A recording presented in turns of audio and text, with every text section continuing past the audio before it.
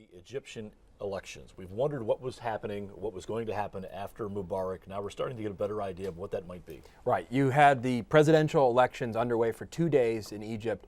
A dozen candidates, 12 candidates, representing a spectrum of groups.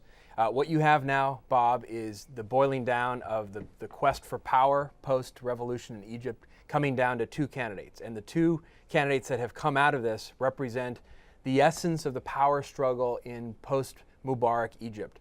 The Muslim Brotherhood, the Islamist candidate, Mohammed Morsi, coming out on top. It looks like he's got a fair bit of the vote, along with, let me get his name properly, Ahmed Shafiq, who was the former prime minister, former Air Force general, who represents the old guard, the military, and has campaigned on fighting the dark forces of the revolution, both the instability and chaos that have come out of the revolution and also the power, the rising power of the Islamists.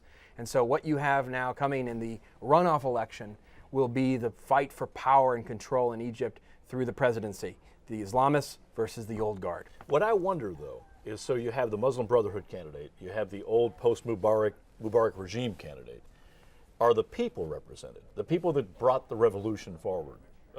Is their voice represented in those 2 candidates? Well, not necessarily. In some ways, it's fractured, because what you have with the Islamists is not just the Muslim Brotherhood represented. It has a great ground game, great grassroots support.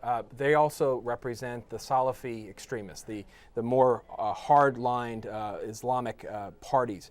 On the other side, you have the military, which really doesn't represent the protesters, but represents a bulwark against the rise of the Islamists. And so what you saw with the election was the revolutionaries, the leftists, the socialists, the dissidents, the folks that didn't fall neatly into either camp were in some ways fractured. There was a socialist candidate, there was the former Muslim Brotherhood candidate who was more moderate, supported by the Salafis as well.